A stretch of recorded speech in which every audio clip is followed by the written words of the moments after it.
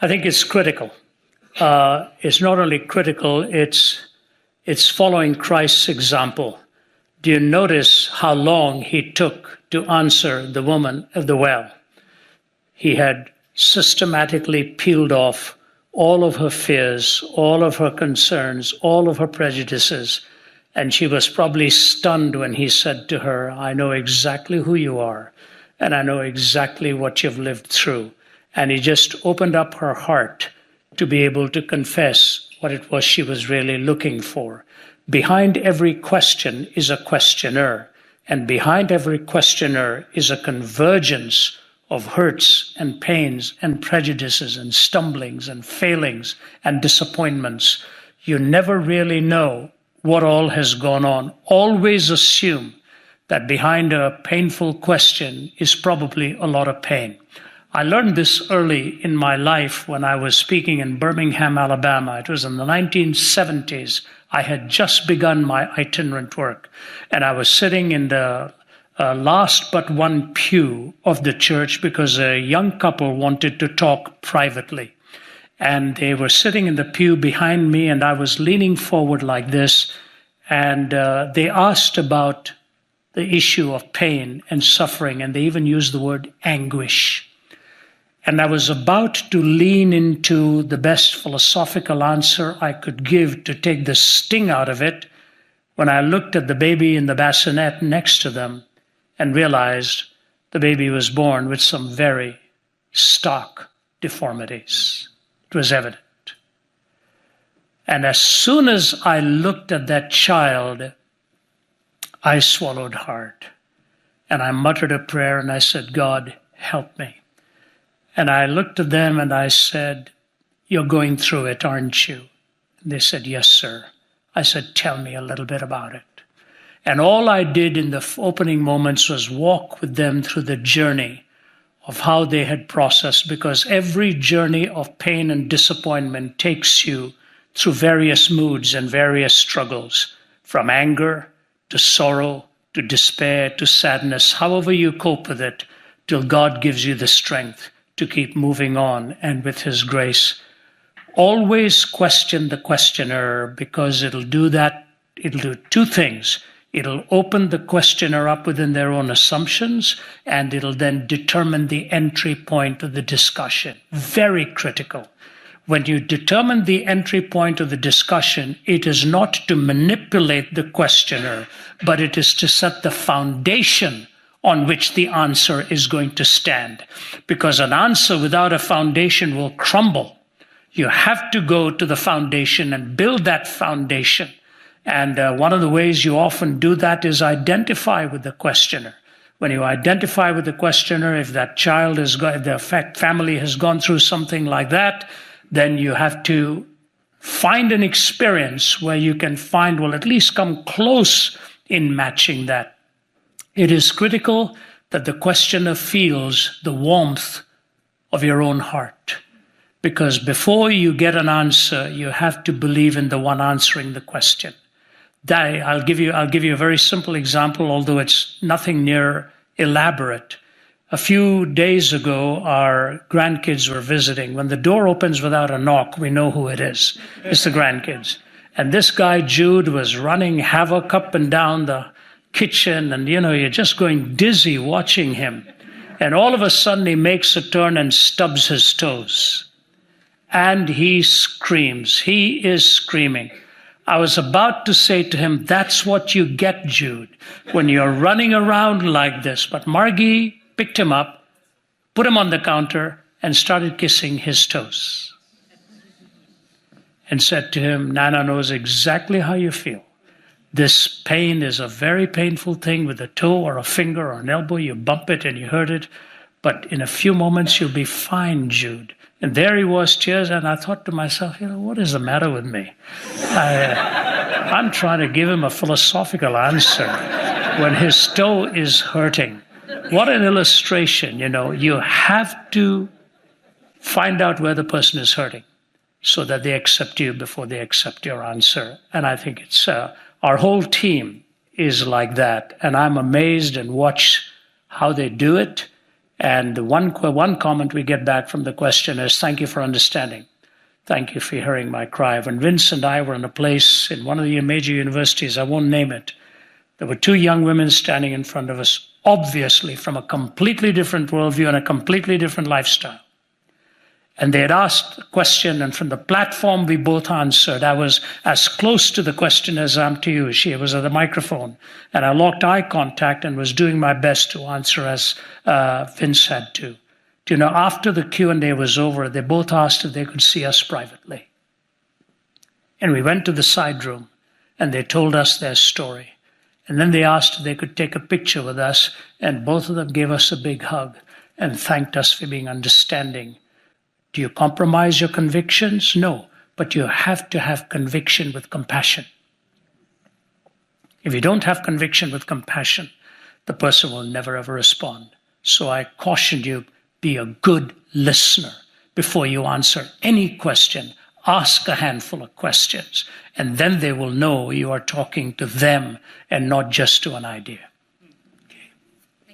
Ravi, we'll be hearing a little bit more about the answer to that question in the final session of the day, which is going to be on the art of conversation. So there'll be some more practical tips coming as well. Let's have a live question from the floor. Hello, Ravi. My question is on grace and justice. I kind of feel like they are slightly mutually exclusive. Not slightly, but I'm having trouble understanding how you could, how God can be both graceful and, just. It seems like if, he's going to be, graceful, then it's not really enacting any justice. Justice isn't served. Well, Michael Ramsden, my colleague, is doing an incredible amount of creative work in this whole area of justice and judgment. Why justice is so important in the mind of God. The Greek philosophers talked about liberty, equality, justice, truth, beauty, goodness, ideas by which we live, ideas by which we judge. The problem with the Greek philosophers is they were never ultimately able to point all of that to a person. And that's where it really took the Hebrews, with the revelation of God, to be able to talk about a gracious God and a just God and a merciful God. And that's why the very concept of the Hebrew language, chesed, loving kindness, who understood that better than David himself? Here was a man who had gone so far afield in crossing boundaries.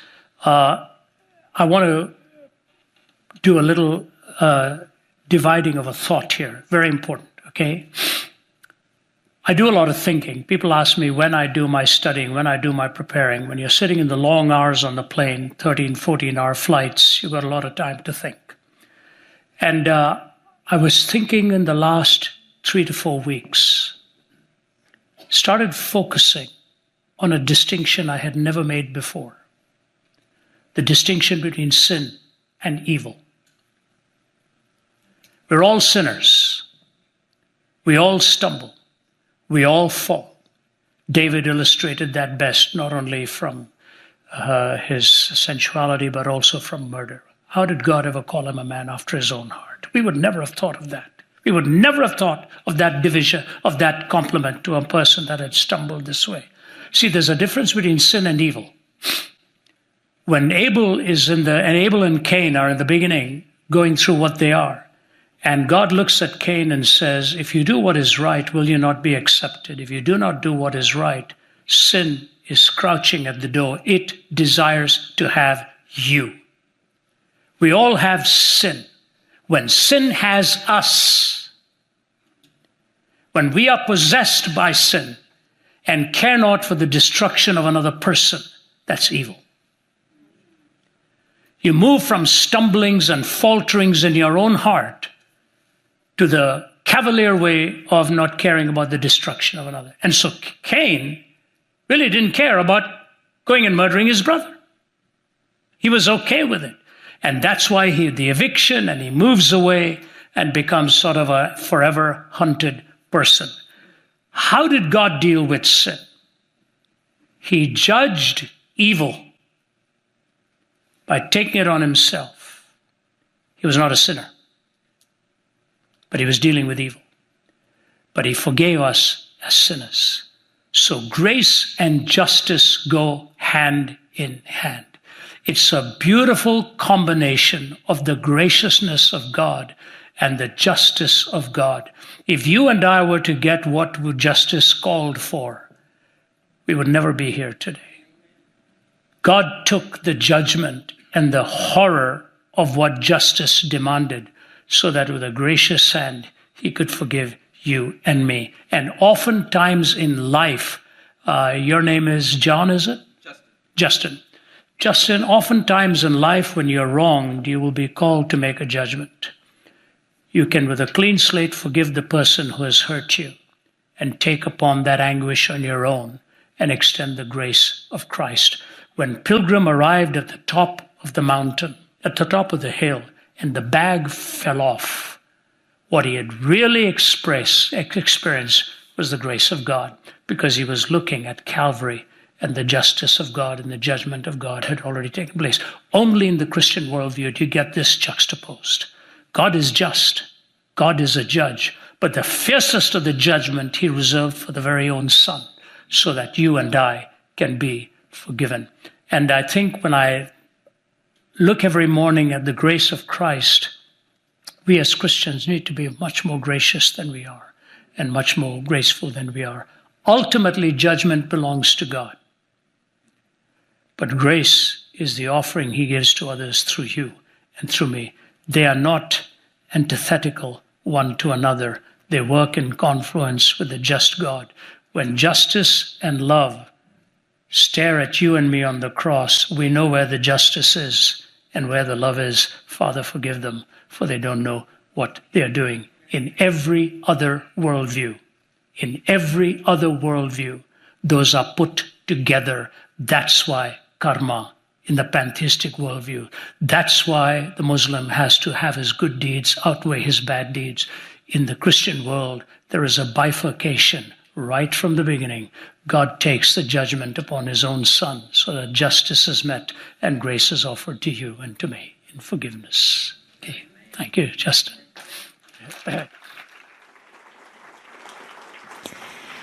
Thank you, Ravi. Let's take another live question. Hello.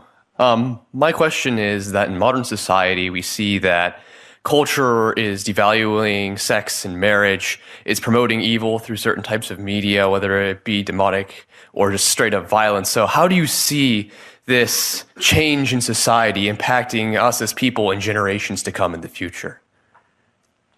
I appreciate that. And, we often think this is something new. In some ways it is, because the capacity to disseminate in mass communication is huge. But if you go through the first 10 chapters of the Bible, my goodness, you see everything that you want to see and more. It's already there. If you read what was going on in Rome at the time when Paul went to speak to the Caesars, you talk about the slaughter of innocent people. You talk about murder. You talk about violence. You talk about abortion. It was just on a massive, massive scale. Right now, what we are aware of is that the dissemination capacity because of the eye gate, and it is not just that, it is the fact that once upon a time you had to go to a place to find evil, to look at. Now you don't have to go to it. It comes to you. It is in the hip. It is in our phones. As I was talking to the Google people, I mentioned to them, I said, I heard a comment that reminded me so much of what is really going on. One man once said, you may have a smartphone, but it's not a wise phone. And I'm not sure how happy the Google ears were to hear that kind of thing. But I said, that's where we work together. You may provide the phone. We want to talk about the wisdom and how to use it. And every day you learn. Even as mature people, you learn. You learn the hard way. What to open, what to look at, what not to open, what not to look at. I like what Lo said. The purity has to first begin with us. And so we begin each day by repenting of our own sin and our own unclean heart. And we then go through the day being an example to a world that is struggling. Why does the world struggle? As Naomi was pointing out, their starting point is different. It's a naturalistic framework. Ethics is self-referencing. You point to yourself and you define all your values. That's not what God wanted us to do. The biggest break in the day and the dawn of creation was in that one commandment. Do not eat of the tree of the knowledge of good and evil, because in the day you do it, you're going to die. What did Satan say? Satan countered it with a counter perspective. No. Do it because you will be as God, defining good and evil. That's really what he was saying. Play God. The moment we started to play God, all of this stuff has been unleashed upon us. So how do we deal with it? We have to deal with it in several ways, most importantly by admonishing our own lives. I have committed to God these days that I'm going to start by admonishing myself. Where can I go wrong today? What can I do that's ill-judged or ill-advised today? You prepare for the day by preparing your own heart. Secondly, I think what Lo said is so important, being pure in your own heart and in your thinking and in your words. You look at the political arena today. You know, when my brother and I left India, I was 20, he was 22. That was 1966. As the plane took off, that's the first time he and I ever sat in a plane. As the plane took off, he looked at me and said, I'm never coming back here again. He was 2 years older than me. I said, are you kidding me? He said, no. He said, politics is so corrupt here, and the power brokers wield such authority here. I'm never coming back. Now, after having lived in this part of the world for 50 years, I see the same thing happening here. Politics has become so corrupt. I have never seen such absence of charity. The question is not whether you like a person or not. The question is, how do you treat every person with dignity and respect, and let God be the ultimate judge of whether that person was a good person or not. We've lost civility. When film actors can be standing up and talking about looking for somebody to assassinate the president. In heaven's name, what has happened to us? Do we not see we are not just looking at a president, we're looking at a father, we're looking at a husband? We don't think of this anymore. So the only way I know is to provide a life that is an alternative to the way we see things happening. Speak graciously, live purely, live each day with a clean slate. And I know this from experience, that the day will come where even those who did not like what you believed, towards the end of their years, they will look at you and say, you're the only one I really respected in the days that I was working. I can give you illustration after illustration after illustration. So how do we deal with this? Think good thoughts, live a pure life. Our pulpit needs to address the issues of the time. If the pulpit is not addressing it, we are losing the millennial generation completely. A few days ago, my wife was watching Bill Ayers, the guy who was with the Weather Underground, blowing people, the Weather Underground, whatever it is called, setting bombs, blowing people up. And you know what he said in the interview last week? He said, once we thought we could destroy this country by blowing places and people up, we knew we weren't succeeding. So we decided instead to build young people who'd become professors of the university and change culture. It's exactly what they did. It's exactly what they did. The average Ivy League professor today is a radical left-wing thinker. So they are. There are many exceptions, thankfully, but the rule is not that. How do we change society? Start speaking from the pulpit on ideas that are truth and relevant, and get into the educational world and start changing it from within, and then use the arts to show beauty and goodness, which is why we are also trying that. Start with your own life, move to the other parameters that affect life. And if you live like that, in the sunset years of your life, somebody will come and say to you, you're the only one I really respected in the days, even though I disagreed with you at that time. I hope that'll help you a bit. Thank you very much, Ravi. Thank you. Thank you, Ravi.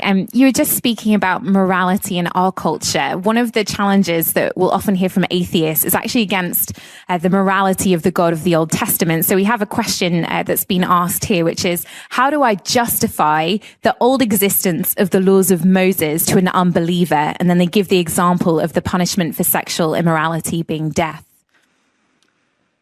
That's your field, Joe. I'd rather hear what you have to say. That's Joe's subject. She's writing a book on this. You know what? If you were to ask me, what are 3 or 4 of the toughest questions you can think of, that's somewhere at the top. You do struggle with it. And the Muslims are very quick to point out that the Old Testament had its hazards too. But here's what let me just say to you as quickly as I can. Number one, I would ask the person, why do you think it is immoral? What happened? Are you asking that from a naturalistic framework, or are you asking that from a theistic framework? If you're asking from a naturalistic framework, what is your point of reference for ethics? Because in fact, it was Darwin who talked about nature being red in tooth and claw.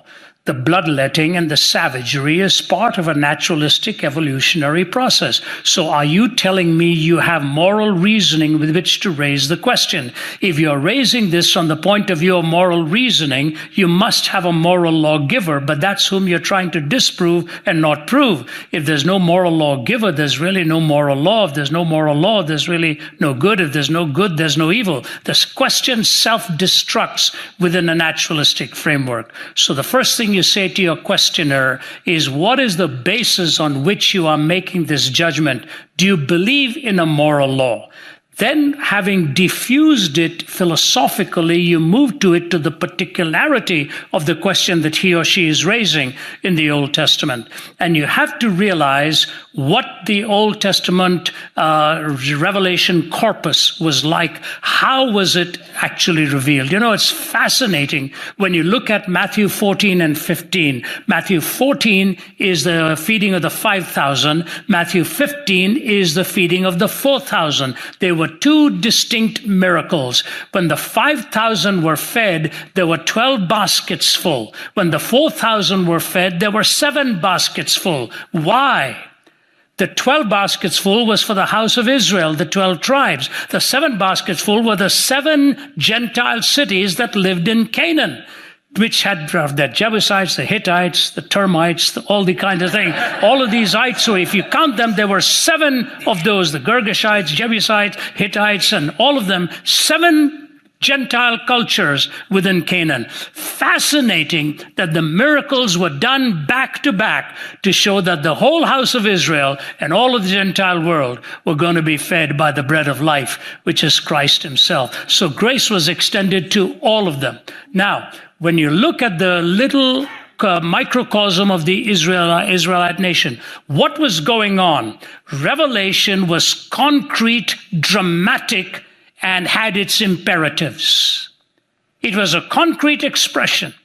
And so, therefore, in proportion was also the judgment. God had established a covenant relationship with a group of people. Let me put it to you this way. If all of a sudden this ceiling were to come apart and God were to descend down here and say to you and me, if you walk out of here and live an evil life after seeing what you have just seen, judgment will be dramatic. It'll be upon you. It'll be upon your household. And you walk out of here and live with the impertinence and the clenched fist. Can you really blame God after he'd given you that kind of concrete and dramatic revelation? So judgment was in keeping with the dramatic nature of the revelation itself. They were a covenant people, and God was trying to protect that people to be the instruments through whom he would reveal the grace to the whole world. So don't just look at the laws and the stringency of the judgment, and the way they were honoring that covenant was in the Sabbath. That was the expression of the covenantal relationship. If God had demonstrated to me in such dramatic ways all that he demonstrated to them, I don't think I'd point my finger at him and say, why did you judge me this way?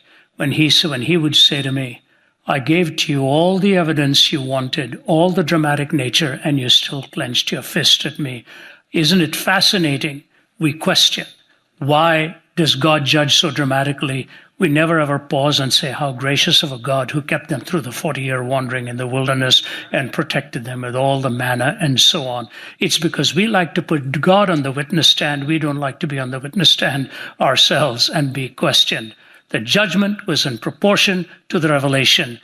If you and I were to be judged, thank God he is judging us with the patience and the longevity of grace and kindness, because we are not exposed to that dramatic nature of all that God reveals to us. So he is patient and kind. At least that's one thorn I would like to remove from that question, if I may. Okay. Thank you, Ravi. You give me some ideas for my next talk. Let's have another question from the floor. Hi, Ravi. Hi. So when speaking with Western atheists, there's often an unawareness that the morals they hold to have a Judeo-Christian background. It is taken for granted that these morals are natural and reasonable and thus can exist without a religious framework. So how do you respond to a Westerner who genuinely believes that do unto others as you would have them do unto you can be derived from science and rationality? Fair enough. I'll never forget being in Moscow some years ago. And my wife was walking with me and 2 or 3 others. And I was going to do a Q&A time at the Center for Geopolitical Strategy. They were all atheists. All the professors were atheists. And we were walking on a cold, wintry day, and they're all walking ahead. I'm a slow walker. So I amble like that with my back having issues. I can't really walk fast. So I was walking, and all of a sudden, I am face to face with a man closer than you are to me right now. And it was a wintry day. He had his trousers on, but no shirt. He was bare-bodied above the waist with a machete in his hand. And he's staring at me eyeball to eyeball. And I'm alone. There's a crowd around there, but they saw this maniac running around, and it's him and me staring at each other. I just looked at God and I said, God, see the curtains? Or you're going to be the curtain for me. And stop this. He just stared at me. I don't know what stopped him. I stared right back. And he turned and ran, wielding. In the meantime, the general who was taking us turned around and came running, and this guy had started to flee in the process. And so when I was talking to the Center for Geopolitical Strategy, they were looking at me, and the professor said, we have our own morality, you know. We have a basis for our morality. I said, you're right. I just saw it on the street. A man with a machete in his hand. I said, why don't you go out onto your own street in Moscow today and tell me what you think of the morality out there? I said, what do you think of Stalin, who killed 15 million of your people? He had his own morality too. Later on that afternoon, my wife and I were having lunch with the general who had taken us there. And it was a very meager lunch. It was in the days, very dark. Everything had mayonnaise in it because it made you feel more full. And halfway through that lunch, there were tears running down his face, and he recognized they had no basis for morality. If the naturalist says to me, we have the basis of morality, I'll say, go and take a look at Washington right now. Whose morality are you seeing? Take a look at Hollywood. Whose morality are you seeing? Go into the inner city in Chicago. Whose morality are you seeing? If you don't have a transcendent basis for the intrinsic worth of humankind, then what Chesterton said is true. The tragedy of disbelieving in God is not that a person ends up believing in nothing. Alas, it is much worse. He ends up believing in anything. Chesterton said there's only one angle at which you can stand straight, many angles at which you can fall. That's why love and grace are the 2 greatest ethics that come out of this. It teaches us to love our neighbor and teaches us to offer grace when people stumble and fall.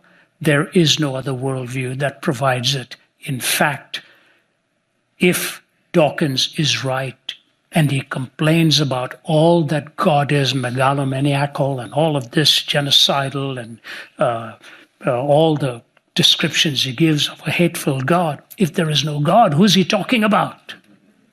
He's talking about us.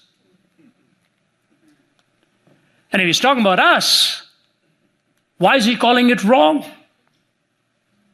If he does not bring a vertical position by which to judge it. So all of his arguments are actually against humanity, not against God. He just likes to use God with which to describe his verbal pugilism and whatever he does. I just say to you, as wonderful as it sounds, when man becomes God, that's when you come back like zombies sent back from North Korea, destroying the young boy so heartlessly, and now describing themselves as the victims of criticism. That's what happens in a purely horizontal ethic. So it simply is illogical to talk about goodness and evil. Philosophers like Kai Nielsen, Bertrand Russell, J.L. Mackie, strong atheists. In fact, Anthony Flew, who was the strongest atheist in the 70s, 80s, and 90s, one of the reasons he struggled with his atheism was just this issue. Towards the end of his life, he said, I have no answer for moral reasoning, and yet we need it. Okay, thank you. Great. We're going to welcome the next question from the floor. I think to be respectful of Ravi's time, and I do apologize because we've been inundated with questions, but this is going to be the last question for this afternoon. But the rest of the team will be around later in the day, so please do feel free to come and ask us more questions as well. Hello, Ravi. My question to you is, in your 40 plus years of ministry, was there any aspect of the Bible that you struggled throughout, and how did you overcome it? 40 plus years of ministry. Yeah, it's been a long time. 72. It's 45 years, ministry. 45 years of marriage, 45 years of ministry. I would never have managed through ministry without my family and without my partners and without my colleagues. One of the reasons we built a team, right from the beginning when RZIM was built, the co-founder asked me why I wanted to have a team. And he said, Ravi, instead of having an organization that supports you, you might end up with an organization that you have to support. How are you going to cope with that? I said, no, I want accountability. I want friendship. I want multiple voices. I don't want to focus on one person. I want this to be the focus only on the person of Jesus Christ and the gospel. And when multiple voices say the same thing, there is wisdom and anointing and power in that. But there's a side value to it. We don't travel alone. We travel with our colleagues, and the encouragement and the collegiality as iron sharpens iron, because this is a very draining life. It's a very draining life. You can become weak physically and emotionally, and if you're not careful, spiritually, because you spend so many hours alone in a hotel room. And we need our buddies to be there to prop us up. We take our turns propping each other up. Have I ever had struggle with any aspect of the Bible? I'll be brutally honest with you. No, I never have. The question that was asked on the ethics of the Old Testament type thing, yes, I struggle with. I took a whole course in that with the famed Walt Kaiser and Gleason Archer. I just gave one area of an answer. There are many other answers that you can give to that. And I do often reflect on that. But here's the way I look at it. A good hermeneutic, a good principle of interpretation is always to go from what you do know to what you don't know. You don't go the other way around. What you do understand, you try to explain what you do not understand. What happened to me on that bed of suicide when I was 17, and a Bible being brought to me when I never owned one and never opened one, and somebody turning to John chapter 14 and verse 19, because I live, you also shall live. Can I position two things for you? God will always show you the pattern the longer you are on the road. He will always show you the pattern the longer you are on the road. There's never a shortcut to holiness or godliness. You wind and you wander and you get there. I want to give you two illustrations. It was a year or two ago, I was in Calgary, and I was having lunch with a man by the name of John Tabe. He's a Canadian, tall gentleman, now in his veteran years. His wife just passed away 3 weeks ago. John was a missionary to India with Youth for Christ, and we were sitting and having lunch. And he said, I just want you to know, he's the man who the last day he was in India, after 8 years of service in India, when he was taking his family and going back, he and I were sitting across a table having tandoori chicken and all that. And I was gesturing like this, and he was a big guy, took my wrists in his hands. And he looked at me and said, you will either be a biggest disaster, or you will be a man God greatly uses. You make the choice, he said. So we're sitting in Calgary. We're about to do the Calgary Open Forum that evening. And John Tabe looks at me and says, I've never wanted to tell this to you, but I want to say this. Do you know who sent Fred David with the Bible to your hospital room when you were 17? I said, no, Mr. Tabe, I don't. He said, I did. I only found this out a year or two ago. I didn't know that this Canadian gentleman cared enough, and he found out I was in the hospital having attempted to take my own life and couldn't see visitors. He sent Fred to bring me the Bible. How does this happen? How does this happen? And one more thing. The verse that led me to Christ, because I live, you also shall live. When my mother passed away at 57, my father said, what verse do you want on her gravestone? I said, Dad, the verse I first heard from her. Because I live, you also shall live. At that time, she didn't even know what it meant, but she came to know the Lord. He said, I'll do that, son. It means so much to our family. Years go by. I'm in Delhi. I want to find my grandmother's grave. I remembered I was 9 years old when she died. I was not quite sure then. So I went to the registrar. Margie was with me, and we were opening this big thing, and he's starting to look for what year she died. All in hand and ink. Comes to 55. And there it says, Agnes Monicum. I said, that's my grandmother. He said, that's the number of the plot here. So Margie and I go, it's buried under dirt. Couldn't even see the stone. So I called the gardener there with a shovel and a bucket. I said, get this out, the dirt out for me. I'll give you something. So he's digging and digging and digging. All of a sudden, we start to see the stone. And my wife grabs my arm and says, look at that. My grandmother's name, date of birth, date of death, and Jesus said, because I live, you also shall live. So it's the same verse on my grandmother's grave as ended up being on my mother's grave. And I've already told my wife that's what I want on mine as well. Complete the story and finish the thread. God will show you again and again and again. He cares for you. I have never doubted. Like the hound of heaven, he pursued me till I trusted in him, and he's not about to abandon me. Now I will stay the course with him, so you will know that, okay? God bless you all. Thank you so much.